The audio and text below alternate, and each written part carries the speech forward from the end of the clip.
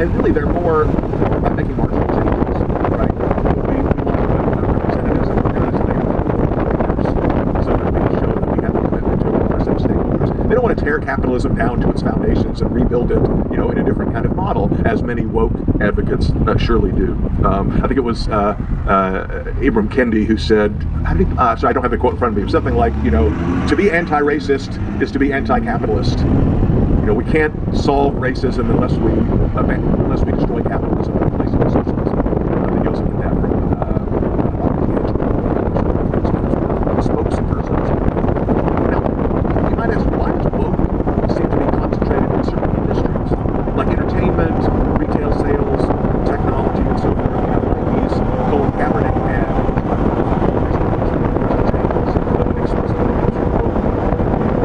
Gillette also did this.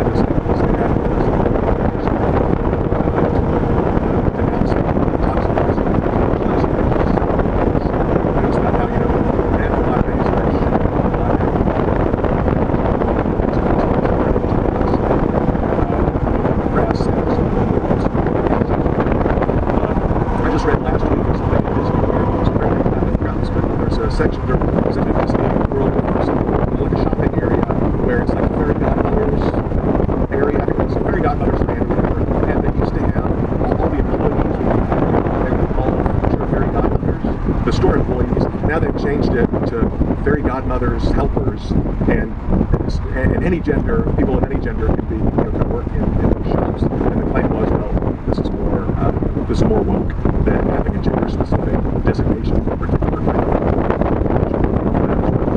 Okay, so what about big tech? Why is big tech in particular playing such a strong role in the woke movement? Well, again, there's two ways to look at this, right? You might say, well, let's just look at the tech sector as another industry, as another type of firm, like lots of other firms, that is responding to the change in our culture, right? Our culture is becoming more woke. Woke ideas are becoming mainstream in education, and so forth, communication, and big tech, just like other industries, is also having to deal with this. Yeah, I mean, it's certainly true that tech companies are like any companies in that they do have to respond to external pressure, cultural change, social change, and so forth.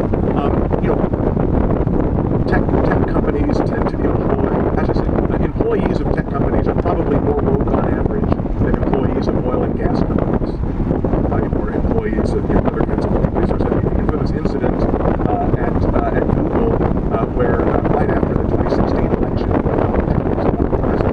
Google called an all-hands meeting on the stage of helping employees to work through their grief, giving them how to set up safe spaces, because as long as you show that person got elected president, and the top executives were literally shedding tears on stage. I mean, it became sort of a joke. But you can say, well, look, if that's the way your workers are, if the majority of your workforce really is traumatized by the result of this election, well, it makes sense that the company would want to do something for those employees, so they can continue to write code and be productive and do other stuff.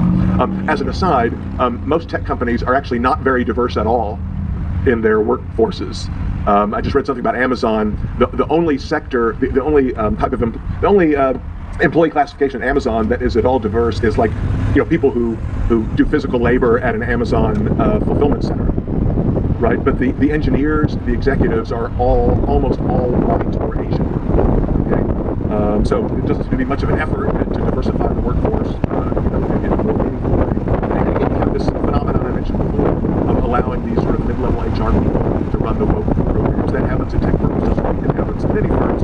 You might have heard the case of this guy James Damore, who a couple years ago was an engineer at Google, and he wrote a memo on an internal message board criticizing some of the DEI at Google, criticizing the woke culture at Google, and it was holding back innovation. It was not fair to employees who didn't share that same ideology, and then he was fired by Google for creating a hostile work environment by posting his opinion on the wrong side of history, right? Posting his opinions on the internal message board, and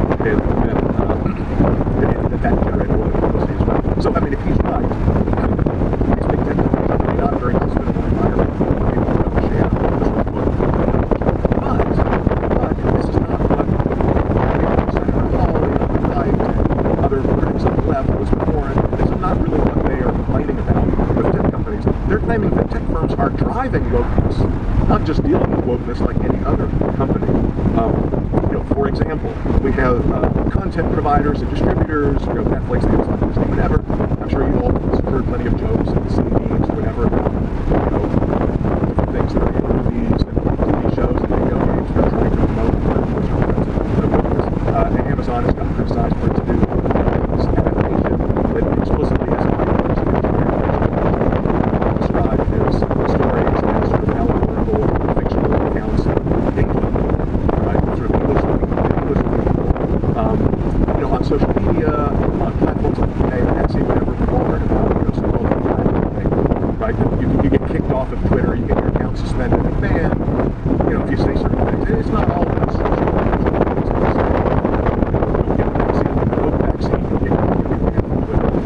But the claim is that these platforms are not viewable.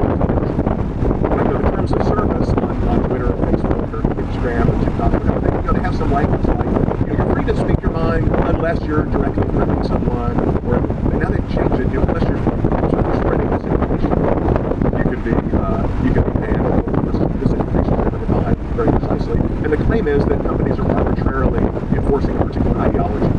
Right? People who are on the wrong side of history will get their accounts banned, where you can be as threatening and ugly and mean and nasty as you want.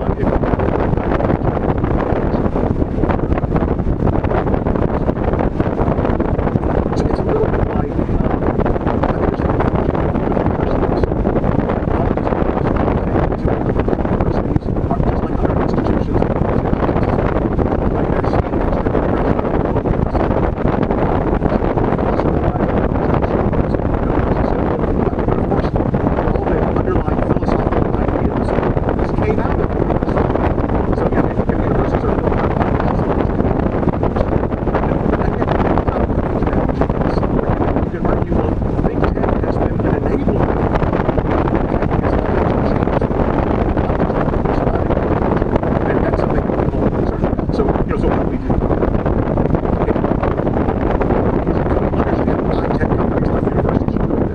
Well, first, remember that not all tech companies are the same. This is something I emphasized in my lecture last year. They don't have the same business model. Google, almost all of Google's revenue comes from advertising and Google search, right? Most of Apple's revenues come from hardware, sale of Apple hardware, and fees from apps that are in the App Store. Facebook or Meta is also the main advertising company. Amazon gets most of its revenue from cloud storage service, and then a little bit of revenue from retail sales. Microsoft gets most of its revenue from selling software, Microsoft Office licenses, etc. So they don't all have exactly the same business model. That's important to keep in mind. So, think about a company like Amazon. So if Amazon is getting most of its income from Amazon Web Services, from cloud hosting, what determines how much revenue Amazon will receive? Well, the quality of its cloud hosting services, reliability and pricing and convenience and so forth. So let's say, okay, Amazon also has a side business where it produces and distributes movies and TV shows on Amazon Prime. Okay, I mean, the Lord of the Rings thing apparently is super expensive. But on average, Amazon's investment in media creation and media delivery is a small part of Amazon's overall activity. And the revenue that it gets from, Amazon Prime subscriptions is small compared to Amazon Web Services. So you can say, well, I mean, the top executives at Amazon might say to the people in charge of Amazon Prime, hey, you do whatever you want, we don't really care. This is just sort of a brand building thing, or we want the customer data, right? Because we can integrate it with other kinds of customer data. Amazon has recently made a bid to acquire a hospital chain. And so trying to figure out where the synergies might lie. It's probably something to do with acquisition and use of customer data, right? So maybe as long as customer data is coming in a way that's useful and Amazon Web Services is profitable, top executives at Amazon are willing to let the people in charge of Amazon Prime indulge their preferences for more woke content over less woke content. I'm inspired by an idea that I got from Murray Rothbard. I didn't ever find it in his writing, but I remember a conversation I had with him where he was talking about the book publishing industry. And the issue was why, this was 20, 30 years ago, why is book publishing, why should sort of more left-wing, a lot of left-leaning books get published and very few libertarian or conservative books get published, relatively speaking. Right, why are the big major commercial publishing houses publishing, stuff by Robin DiAngelo and Kendi and all these people, whatever fact we were having this conversation. And he said, well, the book publishing industry is one of those industries that can be characterized by what they call the long tail phenomenon. The long tail, meaning that a very small number of titles account for the majority of the revenues. Right, so the typical book publishing company, publishers, they publish hundreds of books in a year, and maybe only a handful will make money. You have a few, you have Harry Potter books, sort of have a fancy take their relevance, or Malcolm Gladwell, and Tom Clancy. You have these best-selling authors, but then the rest of the books, especially the non-fiction books, most of them won't make any money at all. So Rothbard's belief was the top executives of these publishers, they delegate a lot of authority to editors, middle managers. Editors are the ones who select titles and work with authors to develop the books and the production. The editors are largely have a left-wing ideology themselves. And so as long as they're bringing one or two moneymakers to the boss is happy. And then all these books to the right, so the diagram is like popularity or usefulness on the vertical axis, and then the number of products on the horizontal axis. And so you have a small number of products that are highly important, interesting, popular, and then most of them are not. Right? So the editors are allowed to indulge their personal preference for promoting left-wing ideology because most of the books won't sell anyway. So the CEO doesn't care if it's a non-selling left-wing book or a non-selling right-wing book, even if a publisher who is not ideologically considered. The editors will let the editors kind of choose the titles, and even though that introduces some surprise. And so the same kind of thing is likely going on in the tech sector, right? Where the tech firms are actually making most of their money is in areas where woke isn't really all that relevant. Woke isn't playing a very strong role, and as long as those activities are generating revenue, shareholders, boards of directors, top executives will delegate a lot of discretion to lower level employees to sort of do what they want because it doesn't cost you anything. Right? The cost of bias towards wokeness, the impact of woke bias on profitability is low for many activities because of this kind of long tail phenomenon. And I think that's largely what's going on in the technology sector. Okay, so suppose we believed that that for these reasons or for other reasons, these tech companies really do have a lot of market power or monopoly power. What are we supposed to do about it?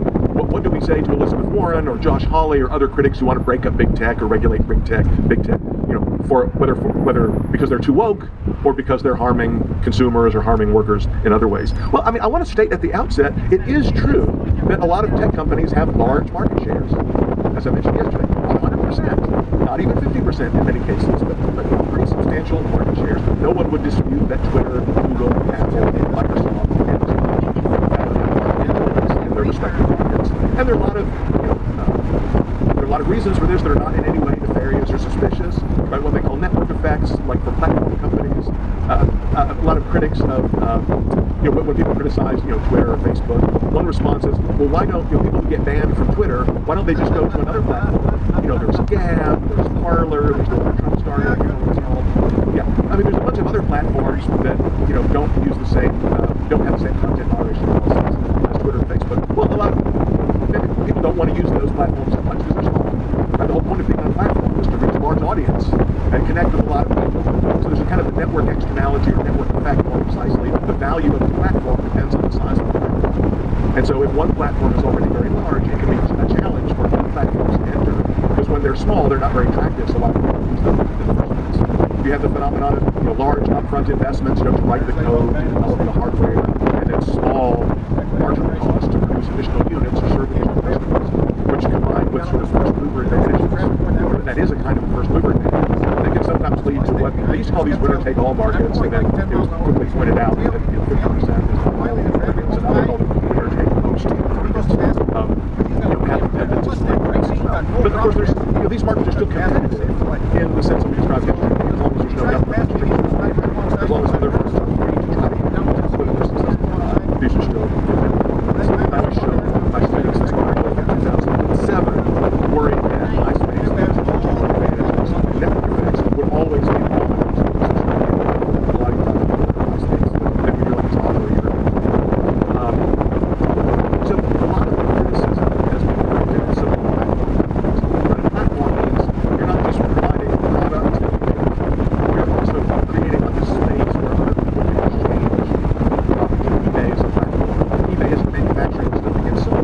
provides a venue for buyers and sellers to get together. Google is in many ways a platform company as well, so is Amazon, social media platforms as well. And so there's some concerns that not everybody can access the platform, and that the reason is that if you have a platform that also is a producer of some goods and services that are available on the platform will privilege its own offerings over those of competitors. And this is a sort of inappropriate example of competition according to critics. Like if you just Google search, weather Auburn, Alabama, the first thing that comes up, it used to be like the Weather Channel would be the first thing that comes up. But then Google changed it so where Google just tells you the weather forecast. Right? And now not many people are using it, but I mean, if you use Google Flights, if you just type in, flight to Los Angeles, Google now has its own, ticketing, airline ticketing and search function. It doesn't take you first to Travelocity or Expedia or Kayak or some other product. Google tries to answer the question for you first. And so allegedly this is Google privileging its own offerings, according to the critics. It's trying to drive Travelocity and Expedia out of business by just doing itself what those companies also provide. I mean, this is actually a very old problem. If you go to Walmart, and you want to buy some cornflakes, well, there's the Kellogg's cornflakes, but next to it, you'll see the Great Value cornflakes. That's the Walmart brand of cornflakes. So if we take these arguments about self-preferencing on platforms seriously, some people do, it should follow that it ought to also be illegal for companies to have a store brand. Right? Walmart should not be allowed to have Sam's Cola or Great Value cornflakes because it's not only the seller of Kellogg's, but it's the seller of its own, and it could put Kellogg's cornflakes in the back where you can barely see them, and put the Great Value cornflakes in the front where they're like your face, and that would be unfair to Kellogg's, according to these critics. Okay. Part of what's going on here is the idea that competition is increasingly not just one firm competing against another firm, but a platform, or even you hear the term ecosystem. Oh, well. An ecosystem competing with another ecosystem, like in in mobile telephony. There's the iOS ecosystem and the Android ecosystem, both of which include hardware companies and software companies and service providers and so forth. Does that affect how we understand competition? Do the lessons that we learned yesterday in our discussion of competition and monopoly still apply if competition is not among individual firms, but among like clusters of firms that are all part of the same network or the same platform? I would argue the answer is yes. The same principles described by Mises, Rothbard, and others about how competition works would also apply if firms form partnerships.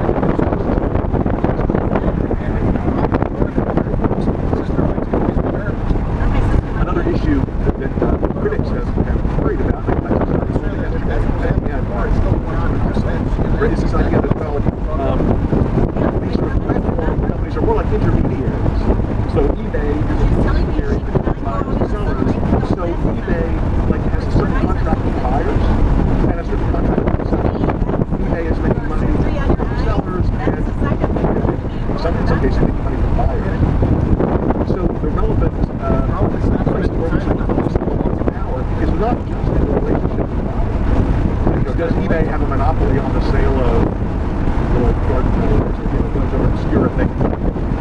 Why am I getting hit with candy that critics are saying, why do you have such a this is not garbage, the only market that matters. We also look at this market. That's fine. Right? Maybe eBay is not charging high prices to buyers. It's not ripping off buyers. That's not how it's usually working out. It's ripping off sellers. Right? By charging them, by giving them a really low, charging them high fees, or for other kinds of intermediaries paying low wholesale price. You can see why they'd be arguing that this direction. Because if you try to claim that companies like Google and Facebook and Twitter are monopolists, abusing their monopoly power, but to use them, the price you pay is zero. Right? Most of their products are given away to consumers for free, because they're making money off of the advertising. Right? So the standard monopoly argument doesn't seem to work because they're really not, restricting output to increase the price as in a monopoly background. So the argument is shifted. Of course, people say, oh, well, maybe they're ripping off at workers. They're using their monopoly power on the input side. Or platform companies are somehow taking advantage of their intermediate position to extract more rents from the sellers. sellers and the buyers of antitrust. Do these characteristics give rise to monopoly power, to market power? I think the answer is no. Not in the sense of monopoly that we discussed yesterday. Okay. Someone asked me in the Q&A yesterday about so-called natural monopoly, which is the kind of technical variant of standard monopoly that is supposed to apply to certain kinds of services like utilities, water, gas, electric. And some people have argued, Elizabeth Warren has argued, that social media companies should be treated as public utilities. Right? Just like the government regulates the price of electricity and what electricity companies can be in the market, the government should treat Twitter and Facebook and Google the same way and regulate them as monopolies. I'm sure you won't be surprised that I'm not sympathetic to that.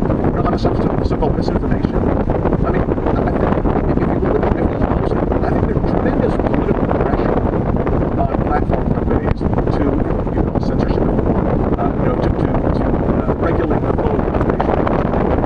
There's an infamous case where the laptop belonged to President Biden's son, who was discovered in New Jersey somewhere right before the election, and it had all kinds of information that was indicated that candidate Biden was politically mobilized and made secret deals with Ukrainians and Chinese and so forth.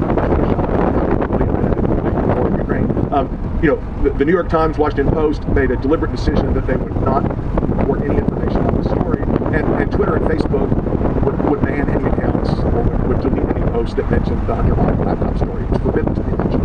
And now, of course, we all know it's completely true. It's been verified by even the FBI and so forth. I think that there were high-level conversations in which, the so-called deep state operatives, people in the intelligence community, the same ones who claimed that this was, quote, Russian disinformation, they made it clear to Twitter, Facebook, and other tech companies that you will not allow people to discuss this story.